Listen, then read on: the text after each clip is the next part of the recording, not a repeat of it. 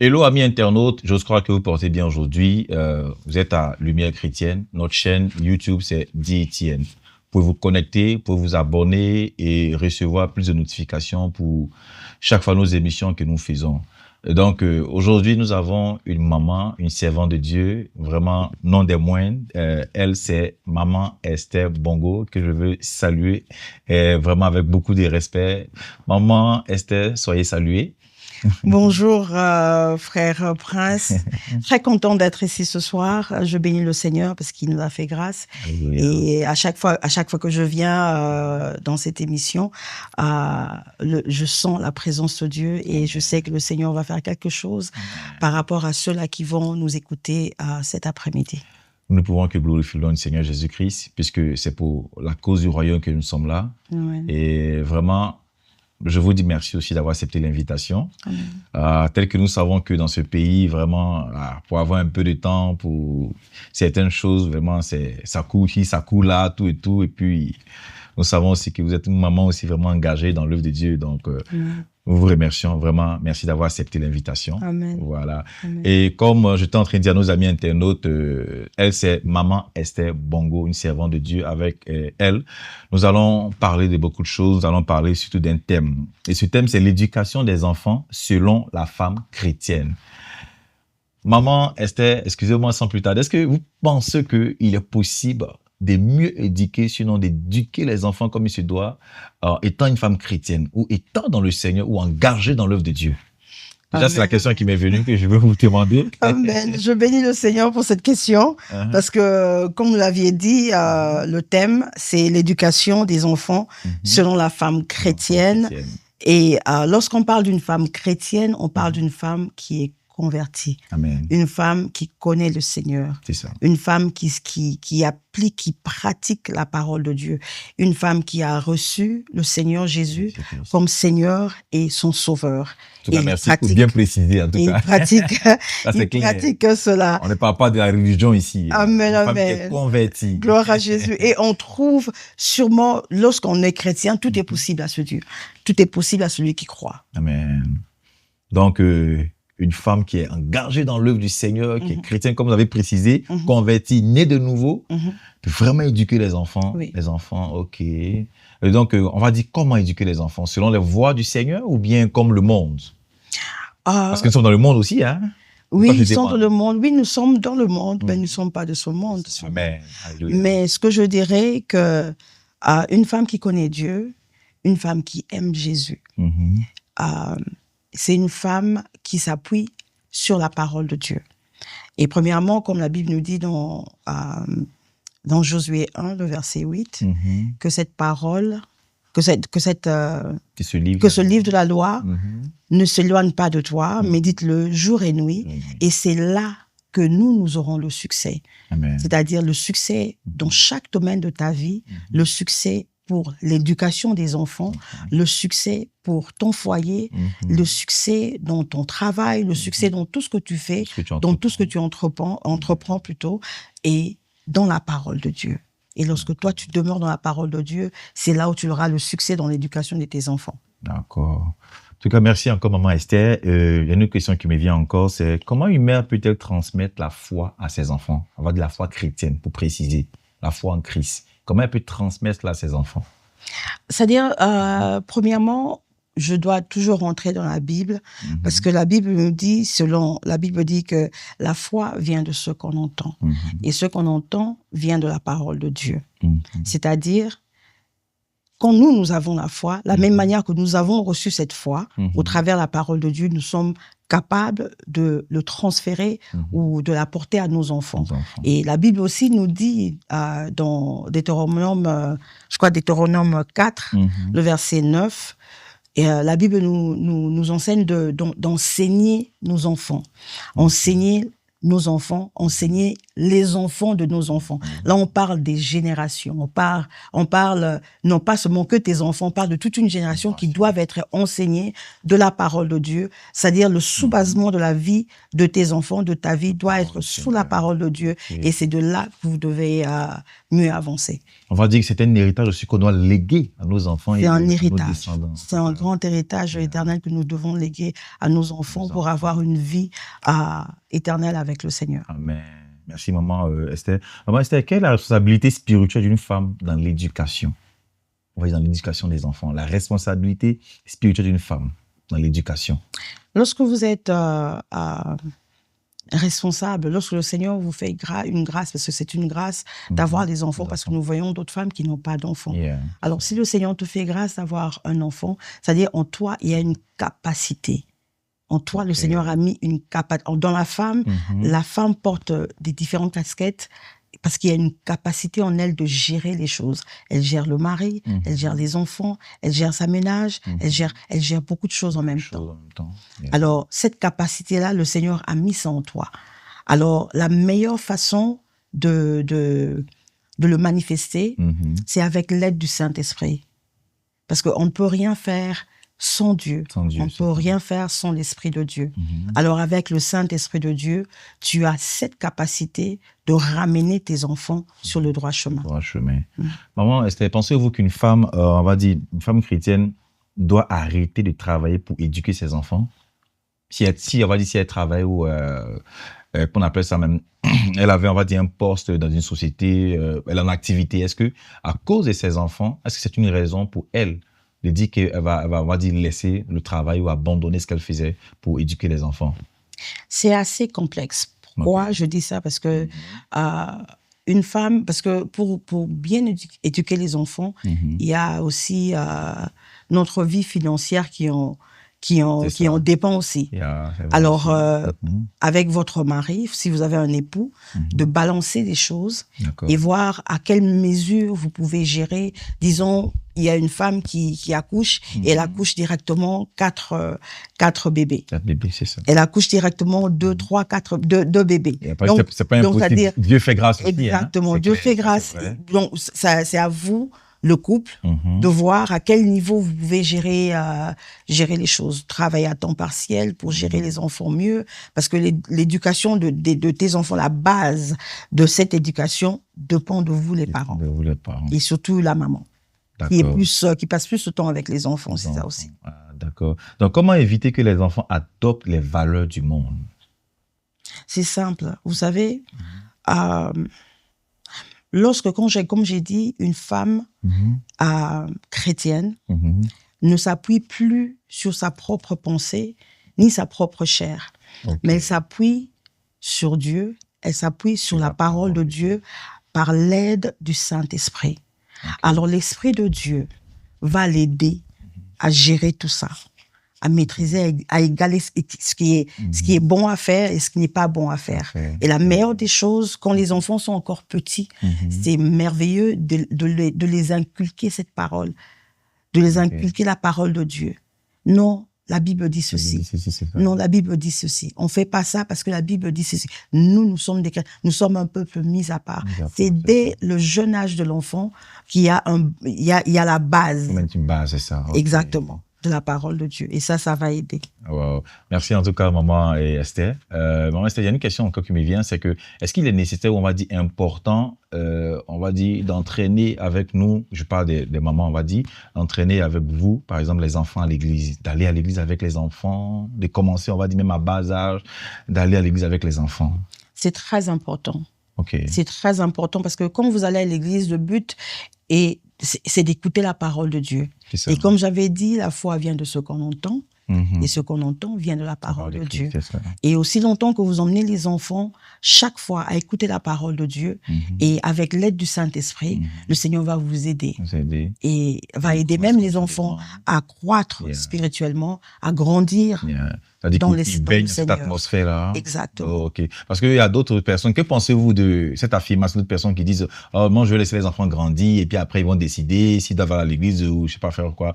Moi, j'entends ça souvent. J'ai déjà entendu ça, je vais dire. Est-ce que vous pensez que ça, c'est bien ou bien c'est une bonne manière de faire? Le problème, vous savez, moi, j'aime beaucoup aller à la source de l'affaire. Mm-hmm. La source, c'est quoi? La source, quand on a parlé ici d'une femme chrétienne, C'est ça. on a dit qu'une femme chrétienne, une femme qui est convertie. C'est ça. Une femme convertie, c'est celle-là qui aime Jésus. C'est-à-dire, quand tu aimes Jésus, quand tu aimes le Dieu qui t'a sauvé, c'est ça. Tu ne feras rien sans lui. Sans lui, c'est clair. Quand tu as des enfants, tes enfants viendront à lui. Quand tu as un mari, le mari vient. Parce que il y a quelqu'un que toi, tu aimes. C'est ça. C'est-à-dire l'amour que tu as envers Jésus, tu vas ramener aussi tes enfants dans cet amour. D'accord. En tout cas, merci, maman Esther. Et donc, s'il y avait, on va dire, un conseil à donner ou à, mais on appelle ça un relais à ces femmes-là qui disent ça ou qui, on va dire, cette habitude-là de dire, oh, moi, je laisse les enfants grandir, eux-mêmes vont se débrouiller, ben, ils vont peut-être décider s'ils veulent aller à l'église. S'il y avait un conseil qu'ils pouvaient donner à ces femmes-là, qu'est-ce que vous pourriez dire? Je dirais une chose, je dirais que c'est juste une manque de connaissance. Okay. Si vous connaissiez qui vous servez, si vous connaissiez en qui vous avez cru, vous saurez que ce Dieu est très important pour la vie des enfants. C'est clair. Donc, on le dit tout haut comme ça, juste simplement. Vous voyez, si vous avez la connaissance de la parole de Dieu, ce que dit la parole pour ta vie, ta propre vie, avant les enfants. Ok. Pour ta propre vie. D'abord pour toi-même d'abord. D'abord pour toi-même d'abord. Quand vous le connaissiez, vous aimeriez transférer la même chose aux enfants. Carrément. C'est vrai. Où qu'ils soient, l'âge, peu importe, vous voudrez transférer aussi cette parole à l'enfant. Ok.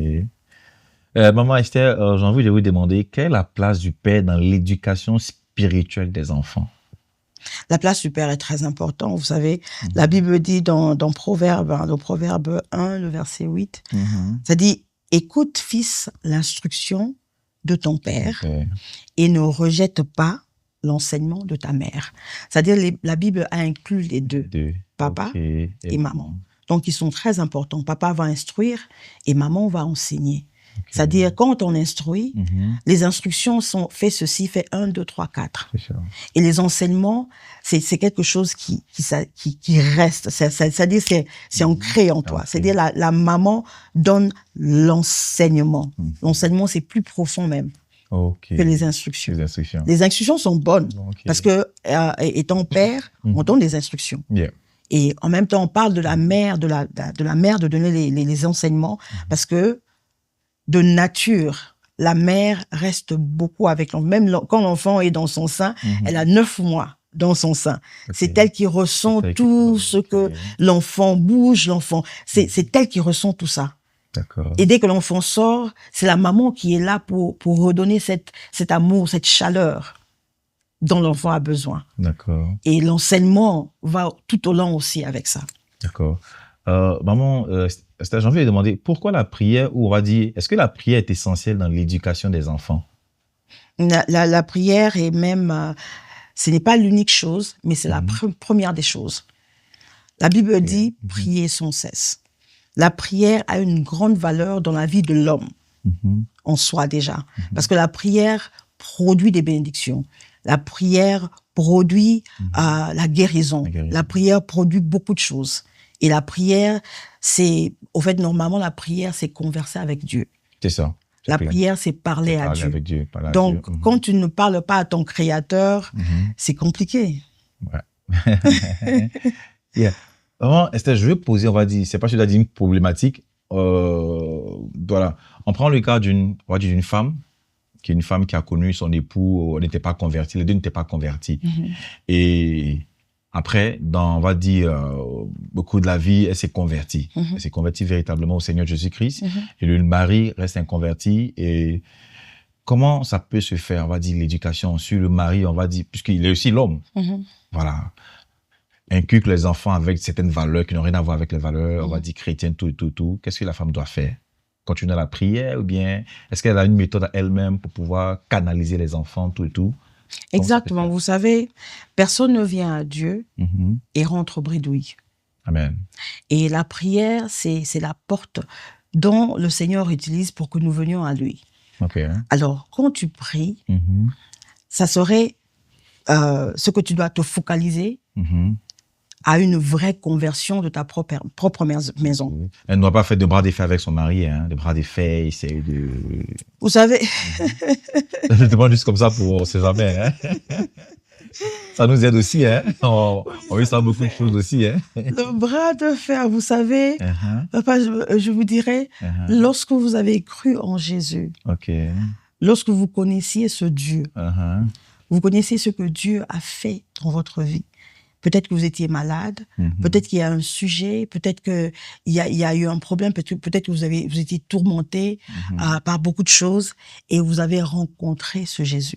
Mhm. Vous avez goûté son amour. Mon amour, yeah. Vous aimeriez transférer ça à votre mari Mhm. parce que c'est ça qui donne même la paix.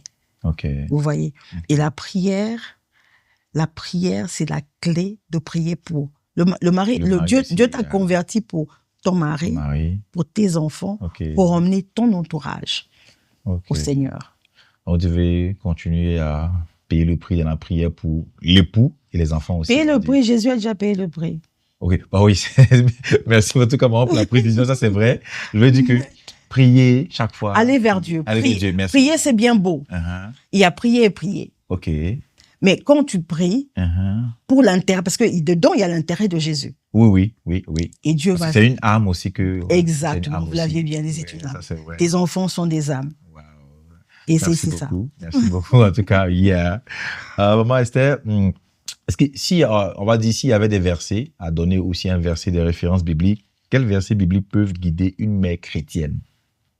Oh, je rentrerai à la même chose que j'ai commencé tout au début, Mhm. dans le livre de Josué, le verset 1, Uh-huh. le chapitre 1, verset 8.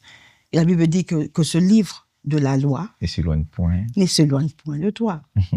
Médite-les jour Mhm. et nuit, Et nuit. et c'est là que toi, tu auras le succès. C'est dans la Amen. parole de Dieu que toi, tu auras le succès. Parce que quand Ok. tu as la connaissance de la parole de Dieu, quand tu connais quelque chose, Mhm. tu sais qui tu sers, tu sais en qui toi tu as cru, ta vie ne peut... Quelqu'un qui a rencontré Jésus ne peut jamais être la même personne. Amen. Alléluia. Jamais. D'accord. En tout cas, Josué 1, le verset 8, là, je peux voir que c'est l'un de vos versets, hein? Un verset que vous aimez bien. La Bible, la Bible, ce sont mes versets. Yeah, je dis que vraiment, en tout cas, ce verset plutôt, en tout cas, ouais, il est profond. Amen. Il est profond, ce verset. Amen. Et maman Esther, comment équilibrer discipline et amour dans l'éducation biblique? Discipline et amour, ça va de pair. Parce que même avec Dieu, Vous pensez ou bien c'est biblique? non, c'est biblique, Ok. ça va de pair. Est-ce qu'on peut savoir? Exactement. D'accord. Allez-y, d'accord, maman Esther. Vous savez, On apprend toujours, hein. Donc... Dieu nous discipline. Ok. Dieu nous discipline. Vous avez dit, si je peux faire allusion à ce que vous m'aviez dit tout au début, quand on était en train de converser un peu. Oui, il n'y a pas de Vous avez problème, dit, maman. quand vous avez eu votre vie dans le monde, Oui, oui. c'était un désordre indescriptible. Un désordre. Je l'atteste encore. Et lorsque vous avez connu Jésus, Yeah. il vous a fait rentrer dans un moment de discipline. Discipline. Il vous a discipliné, il vous a ramené sous son chemin. C'est ça. Donc ça va de pair. Ça va de pair. Et avec amour, il vous a ramené sous son chemin. Donc D'accord. discipliner l'enfant avec amour, c'est très nécessaire. Amen. Tu donnes la discipline, mais avec amour, et vous avancez. Et c'est comme ça que l'enfant va mieux croître même. Amen.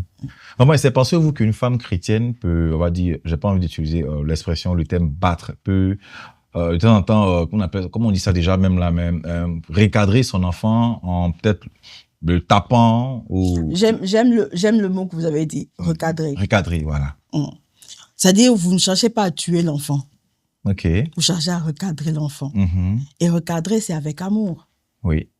Vous le recadrez, c'est pas que vous le frappez pour le tuer. Oui, c'est ça. Ou pour briser, casser le bras, casser le doigt, non. C'est-à-dire, vous ramenez pour recadrer l'enfant sur le droit chemin. Vous ramenez l'enfant. Donc, c'est tout à fait normal à le faire. OK. Donc, une femme chrétienne peut, en train de taper. Okay. Recadrer, d'accord. Recadrer l'enfant, c'est mieux dit. C'est mieux dit, d'accord.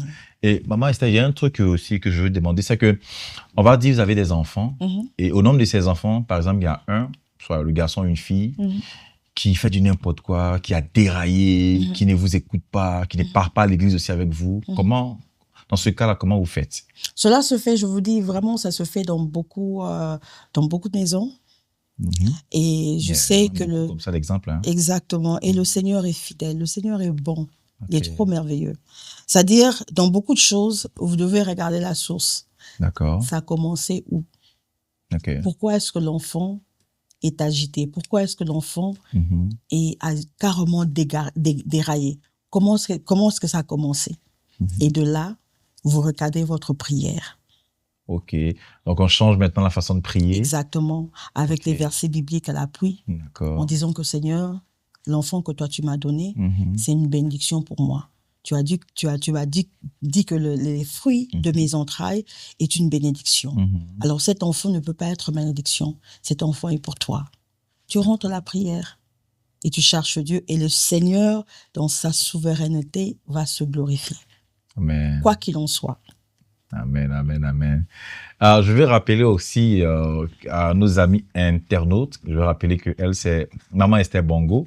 Pour ceux peut-être qui vont nous prendre, on va dire, en marche, c'est une servante de Dieu. Donc, vraiment, c'est une femme remplie de sagesse et vraiment, j'invite toutes ces femmes, ces dames-là, si vous avez des préoccupations en ce qui concerne les choses sur, on va dire, le foyer, les enfants, vous pouvez nous écrire. Si vous voulez des conseils, voilà, ne vous retenez pas, laissez-nous savoir et voilà quoi, nous allons transférer plutôt tout ce que vous voulez savoir.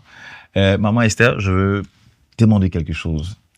Est-ce qu'une femme chrétienne, je n'ai pas envie de donner, on va dire, une raison précise, mais est-ce qu'une femme chrétienne peut avorter? Non. Carrément, absolument non. Une femme chrétienne ne peut pas avorter. OK. Je peux dire pourquoi? Parce que la Bible dit qu'il n'y aura pas des femmes qui avortent en Israël. OK. Et alors, si la Bible dit qu'il n'y aura pas de femmes qui avortent en Israël, c'est-à-dire une femme ne peut pas avorter. Ne pas avorter. Quelles que soient les raisons, ne pas avorter. Quelles que soient les raisons. J'ai connu, je vous donnerai un exemple, si ça ne dérange pas. J'ai connu un jeune homme qui parlait de lui, il parlait de son témoignage et comment est-ce qu'il a connu le Seigneur. Et il disait que lui, il est un enfant bâtard. Il est un enfant qui est né... sa source était, sa mère a été violée. Oh my God. Et au travers de tout cela, comme sa maman était chrétienne, elle s'était décidée de ne pas avorter, de garder l'enfant. Et jusque-là, comme il parlait, il disait que je ne connaissais pas mon père. Mais j'ai connu Jésus et Jésus est devenu mon père. Il a connu le Seigneur parce qu'il était tellement un enfant tellement troublé, tellement tourmenté. Et lorsqu'il a rencontré Jésus, Jésus a changé sa vie. Wow. Donc, on ne peut pas avorter parce que vous ne saviez pas qui vous amenez, vous ramenez à, vous donnez vie à qui. Vous voyez, cet enfant s'est converti. Lorsqu'il s'est converti, son témoignage à lui a ramené, parce que c'est un témoignage qui était sur YouTube et partout. Et c'est un témoignage qui a ramené plusieurs à Jésus. Ça a impacté beaucoup de vies. Exactement. Waouh. En tout cas, comme vous dites, il y a des choses qui se passent dans ce monde. Hein. C'est Jésus qui est la solution. Bien aimé. Jésus est la solution. En tout et pour tout. Waouh. Maman Esther, nous sommes presque à la fin de notre émission. Je veux vous demander encore quelque chose. Maman Esther, dans le foyer ou à la maison, on va dire, vous êtes avec les enfants tous avec vous, partent à l'église. Et parmi les enfants, il y a un qui s'éloigne de la foi. Qu'est-ce qu'on peut faire pour ramener cet enfant dans la maison de Dieu ou à la foi? Est-ce que c'est le même procédé, prier, on change encore la façon de prier? Ou on fait comment? Vous savez, quand je dis prière... Il faut taper encore, il faut recadrer avec la chicotte ou bien... Pas nécessairement. OK. Vous savez, quand je disais tout au début Une femme chrétienne, c'est celle-là qui s'appuie sur la parole de Dieu. Tu t'appuies à Dieu. Et par l'aide du Saint-Esprit, le Saint-Esprit t'aidera à ramener cet enfant sur le droit chemin. OK. Et dans la prière, avec beaucoup de sagesse, le Seigneur va vous donner cette sagesse. Comment ramener cet enfant à Dieu. OK, d'accord. Donc, toujours dans la prière, toujours intercéder. Parce que c'est-à-dire, quand vous dites la prière, c'est comme si c'est quelque chose de « Oh, je vais prier pour mon... » Non. C'est-à-dire, c'est toute une relation avec ton Dieu. OK. La prière, c'est toute une relation. C'est comment on dit? Converser avec Dieu. De converser avec Dieu, exactement. Et c'est de là que tu puiseras la stratégie de ramener ton fils ou ta fille dans la maison. OK. Merci encore, Maman Esther Bongo. En tout cas, on a été vraiment édifiés. Amen. Et nous sommes à la fin de notre émission, Maman Esther Bongo. Si vous aviez un message à faire passer à une dame qui ne sait quoi faire, une femme chrétienne, on va dire, qui est convertie, voilà, dont on va dire les enfants fatiguent ou les enfants ne l'écoutent pas, ou il y a tellement de choses dans la famille, à une dame comme ça, une femme comme ça, qui peut-être ne sachant pas quoi faire, qu'est-ce que vous pouvez dire à cette femme-là qui nous suit? La meilleure des choses, je dirais à cette femme, il y a un Jésus qui t'aime. Il y a un Jésus qui a besoin de toi. Il y a un Jésus qui t'appelle à venir vers lui et lui seul est capable de te donner la solution à chaque problème, à chaque situation, à chaque trouble qu'il y a. Il y a une dame qui était en train de me parler, j'ai même partagé ça un peu plus tôt. Elle me parlait de son fils qui a quitté la maison à l'âge de 18 ans. Alors, vous savez, dans ce pays, lorsqu'un enfant a 18 ans, même si tu as appelé la police te dira, il a 18 ans, il a le droit de quitter ta maison, de se décider de ne plus y habiter. Alors, la mère cherchait l'enfant n'était pas. Alors, elle était tellement troublée, elle me dit, maman, j'ai fait toutes sortes de prières. J'ai cherché Dieu pour cet enfant, j'ai beaucoup prié pour cet enfant. Et après quelques années, il y a l'enfant qui m'appelle, maman, je veux rentrer à la maison. Je veux rentrer vers ton Dieu. C'est ce qu'il a dit. Je veux rentrer vers ton Dieu. L'enfant même, hein? L'enfant lui-même a appelé. Et il a appelé, la dame habitait New York et l'enfant a appelé de Chicago. Wow. Alors, l'enfant, lorsqu'il est venu, c'est un long témoignage, mais je veux juste écourter un peu parce que ça m'avait beaucoup marqué la manière dont l'enfant parlait. L'enfant était entré dans un groupe de gangsters. Wow. Et alors, elle dit, maman, il y a 2 fois, à 2 reprises, on m'avait déjà tué, j'étais mort. Quand l'ambulance venait, l'ambulance m'a déclaré carrément qu'on me mettait dans le sac noir là, pour fermer les tirs. Cadavre là? Exactement. Et pendant qu'on me mettait là, je t'ai vu, maman. Wow. Tu es venue, tu étais sur mon chemin, tu as dit, toi, ce chemin n'est pas pour toi, sors de ce chemin. Et je ne voulais pas tellement t'écouter, mais tu m'as pris de tes mains, tu m'as ramené. Et quand tu m'as ramené, j'ai sursauté dans le sac noir. Jésus. Et c'est comme ça que l'enfant était revenu à vie 2 fois. Wow. Alors, lorsque l'enfant était de raconter toutes ces histoires à sa mère était en train de pleurer. Et elle savait que sa prière, elle a compris que sa prière faisait quelque chose. Et elle a dit, maman, je suis rentrée pas chez toi, je suis rentrée vers ton Dieu. Parce que c'est lui qui m'a ramené de Chicago jusqu'ici. Wow. Alors, je dirais à une maman de ne pas s'inquiéter parce qu'il y a une solution pour elle et qu'elle s'appuie sur Jésus et Jésus fera le reste. Amen. Gloire au Seigneur. En tout cas, comme pour vous dire que le Seigneur Jésus-Christ, il est capable de tout. Il est capable de faire des choses auxquelles même vous n'imaginez pas. Croyez encore au Seigneur Jésus-Christ. Accrochez-vous, accrochez-vous. Jésus est fidèle, il n'abandonne pas. La Bible dit que ceux qui le cherchent d'un cœur sincère. Donc, vraiment, merci à toutes ces personnes qui ont suivi cette émission. Je veux encore rappeler que c'est Maman Esther Bongo. Merci beaucoup, Maman Esther, pour vos sages conseils, ces paroles vraiment empreintes de grâce de la part du Seigneur Jésus-Christ. En tout cas, nous espérons vous revoir pour d'autres émissions parce que nous avons puisé ce soir quelque chose d'important en vous. Amen. Et je prie que Dieu vous bénisse. Amen. Que Dieu vraiment vous utilise puissamment pour son œuvre. Gloire à Jésus. Voilà, nous sommes à la fin de notre émission. Que Dieu vous garde, qu'il bénisse vos familles et à la prochaine. Bye bye.